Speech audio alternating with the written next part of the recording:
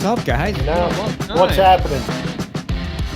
Everything is happening. I'm sitting here because I'm my own engineer and technician. I check Twitter Spaces. We're trying to be live on Twitter Spaces right now, and I was just getting some sort of freaking buzzing, is what I was hearing. I got Tom in there. I don't know what he's doing. Tom doesn't know what he's doing. Can you hear me or not, Tom? But anyway, how's it going, guys? What's up? What have you guys been up to? Saving the world. Watching the Sixers, move on. Steal game 1. Crazy NHL action. Baseball players coming back. It's been a plethora of sports, and we are blessed to have the Derby this weekend too. I mean, we're getting into that point of the year where you have this overabundance of sports stories again. We had that lull after the Super Bowl, and you're like, when is the draft going to be here? When is spring training going to start? And now finally, spring has sprung. NHL playoffs are in full swing.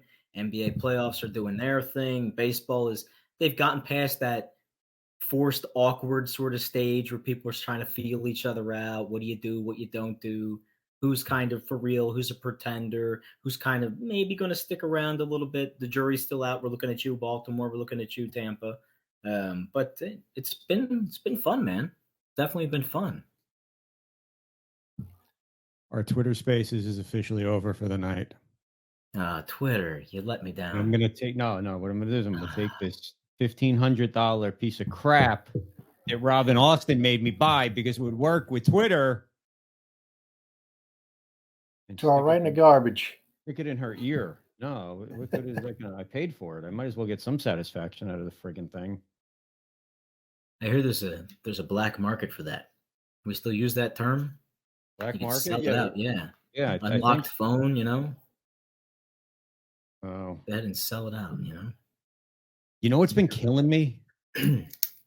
What is I'm so locked into this NBA action that's going on. And I've been absolutely destroying it. We'll get to that in a little bit, but I mean, absolutely, I'm hitting it at 80% clip. All right, but I'm so locked into this that I don't get to bed before 1 a.m. every single night because you got early game, late game. Tonight, there's no late game, thank goodness. So it's not like I'm going to be up until 11 o'clock watching the Lakers and Golden State scored 3,000 points, but there's so much 5-5 right now. The Sixer game. You were even staying up late for the hockey games, weren't you? I was that night. Yeah, that the Panthers game was exciting, man. That was really good. Oh yeah. So yeah, it's a really good sports time right now. And here's the thing is that I live for baseball. I have since I've been 10 years old.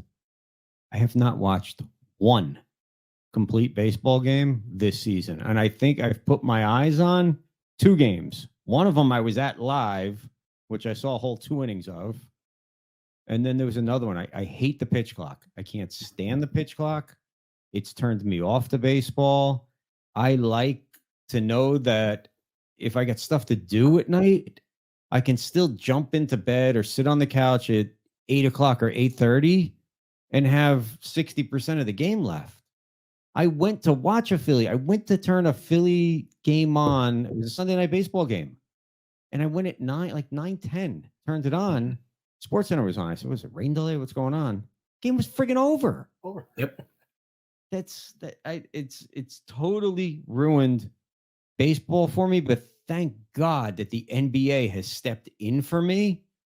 Because I even got my nice. My free. This is pretty high quality for a free shirt. These were on. If I would have known the quality of this thing, I would have been running around every single seat in that place, grabbing a bunch of shirts off of there because Duncan and I and Joe Q went to the final home game of the regular season, and they gave these T-shirts away, and these T-shirts are awesome, man. Fits and good. Who did they play in that game? They played the Heat. They got destroyed by the Heat. And why was that important? I because Ronnie sang the national anthem. Yeah. Ronnie said exactly. Ronnie sang the 'Cause national. I got insomnia cookies. I stood in line for an entire quarter. I missed the entire third quarter just to get these insomnia cookies. So you saw Ronnie sing too, Why? then, Duncan? Oh yeah, Ronnie's phenomenal. Nice. Ronnie was Yeah. untouched, unparalleled. He's Tell going to us be why right it back was at it important, against though. Sun. Why was it Right. important? Is because the Heat were fighting for that final spot to get in for the playing game to be that in that 7-8 game or whatever. Mm-hmm. And they wound up, getting their seed and getting in. Look what they've done with it. Right? Get past Milwaukee, Jimmy Buckets, second round. They open up, and we'll talk about it later, but there's something in the water in New York right now, and they need to check it. Because I guess the ice melts and the Knicks end up playing on the melted ice. Maybe, I don't know. it's something. There's something there.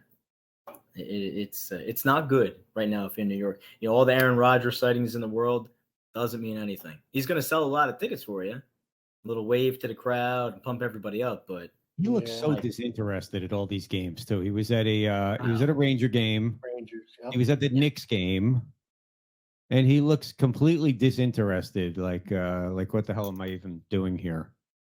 they keep pegging him for a first pitch at the Mets game. No. So I got to tell you guys something I did while we were away. I spent a few days in Las Vegas. Now look at him, and he's got his Las Vegas shirt on. Look at you, baby, Vegas, baby, Vegas, baby, Vegas. My daughter was there. My daughter was there the week before you went. Really? I was going to say you went like Clark W. Griswold, but you look more like Cousin Eddie. What was she doing out there? They went to the Golden Knights game. They did the Hoover Dam. They did the Grand Canyon. They didn't. I think they stayed at the Flamingo. Is it? That's where I stayed. I think it was the Flamingo. So I gotta touch on this because we're gonna be back out in Vegas. It looks like in July there's a big fight that apparently we're gonna go out for, and then we'll be out there for the Super Bowl. Mm-hmm. I've been to Vegas. No exaggeration. I can't count how many times I've been to Vegas. Probably approaching 100 times. Okay, that's really so that's a lot. Yeah, I mean, there was. So you're not one of these guys that's like, oh, I've been there before. And one time when you were like 21, one time when you're 35 at some corporate BS trade show. No. There was a whole decade where we would be out there monthly. Okay, me and my wife, me on business. All right. It was one summer. I spent the whole summer out there working. And it was. I always said that Vegas was an enjoyable place, and although it's gambling, it's a place where you could actually take your family because there's stuff for the kids to do. If you stay in some of these resorts, you literally could never leave the resort and not run out of stuff to do, whether it's shows, restaurants. Some of these places are magical when you go inside of them. Probably stayed at 90% of, if you ask me off the top of my head, where haven't I stayed? Bellagio and Venetian. I've stayed everywhere else. But I've stayed at Flamingo a lot. I stayed at MGM a lot. Now, when I was out there 2 weeks ago, I didn't venture very far from the Flamingo. And there was a point in my life where I was a pretty big degenerate gambler. And so I had status out there. I could just show up. Everything short of sending me a plane, I could get when I went out there. All I'd have to do is get there, and then, I didn't pay for anything else at the cash register. I paid for it in the machines or at the tables or whatever. And we always enjoyed it. That being said, I seriously feared for my life when we were out there at 2:00 in the afternoon, walking down the strip. Right. I felt like at any moment I might have to knock someone unconscious just to protect myself. It was everything that you see on the news when they talk about Santa Monica, San Francisco, Seattle. I mean, we saw naked people walking down the street in the middle of the daytime. Really? Everything was dirty. There were no cops anywhere.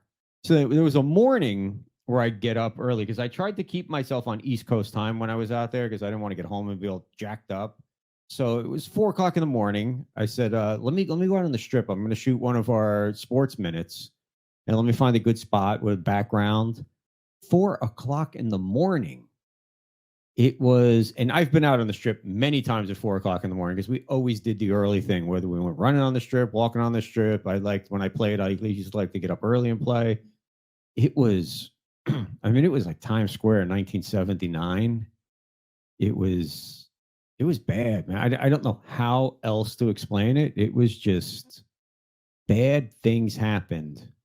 And I called my buddy who lives out there. I was like, dude, what's going on? He says, ever since COVID, this happened. And then I ran into someone when I got back here, someone I just met who just moved here from Vegas.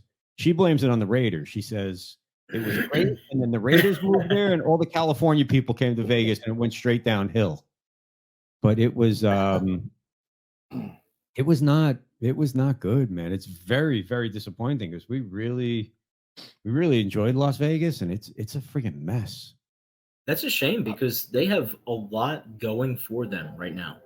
There's a lot of business interest, a lot of people making investments in Vegas, a lot of upcoming events, namely the draft. You see that on the horizon. And we've talked to the people who organize the draft on both fronts. You know, it's like the Super Bowl and all. It's like, you know, this takes time. There's a lot of preparation that goes into this. And, you know, it's just a shame because I've gone through Vegas a couple times. I haven't been there like some of our seasoned callers, knockers, and you yourself, but I never got the impression that Vegas proper, resorts, casinos, hotels, that you would have to really be concerned about anything really too scandalous. You may see the nudie bars, you might see them handing out a little, you know, flyers and stuff like that. But that's kind of, you take that with it, right? It's that little bit of like Sodom and Gomorrah salt stuff. But that's a shame, man. That really is a shame because there's a lot of things coming that way. I'm glad you told me after she left. Yeah, no, it was brutal. And here's one of the worst things is they got rid of. So we stayed in the Flamingo, and I was out there with someone, and I said, "Hey, you know, we'll go to breakfast tomorrow morning at the buffet downstairs. It's awesome." Mm-hmm. They closed it, and I found out Vegas is famous for their buffets. There are 4 buffets left in Vegas. They closed them all. Wow. I'm like, man, what else is there to do? Hey, let me ask you this. Bryce Harper came back last night. He went 0 for 4. He struck out 3 times. Fastest guy ever to recover and come back from Tommy John surgery, 159 days. I know I did see today he went 3 for 3, had a couple RBIs. So obviously it didn't take him long to get back in the swing, but I don't know. Is this too fast? You know, he's back, but you know, one wrong move, one wrong swing, one bad slide, and now he's gone again for an entire year. Why rush him back? And then they kind of jacked the lineup up, at least last night, because they stuck Harper in the 3-hole where he might not be ready to hit in the 3-hole yet. And it shifted everything else around. And Stott, who was leading off and has been the best guy on the team so far, maybe short of Castellanos. I find that unbelievable that I'm even saying that, but I don't know. The question is, God, and I was really hoping to be on Twitter Spaces, and I don't know what happened because, you know, I thought we would get some Philly call-ins or knock-ins or whatever the heck they call them on there. But, you know, what do you think? Anybody's watching this, go to our Facebook, go to our Twitter, go to our Instagram. Let us know. What do you think? Did Harper come back too soon? But for Philly, look at it. Philly, you got the MV3 came back last night, and on the same night he comes back, Joel Embiid ends up being named MVP of the NBA, and then he's playing tonight. No one expected him to. Everybody expected him to sit out, especially after the Sixers won Game 1, and Embiid comes and gets right in there. And there's a couple other things I just wanted to mention real quick. There's a lot of money spent in MLB this offseason. A lot of teams shelled out a lot of cash, signed a lot of guys, and from what I'm seeing, it looks like money not very well spent. You got Jacob deGrom, big surprise, right? He's on the IL, and now Judge to the IL. And I always go back to what Lenny Dykstra said when he was on our show. When these guys sign the big contracts, for most of them, that's it. They got the money, they lose the fire. What are they playing for? They're already getting paid. Right. So, And a lot of times in a contract year, they'll play great, knowing they're Yeah. going to get a new contract.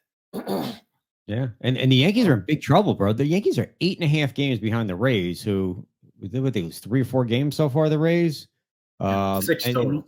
Yeah.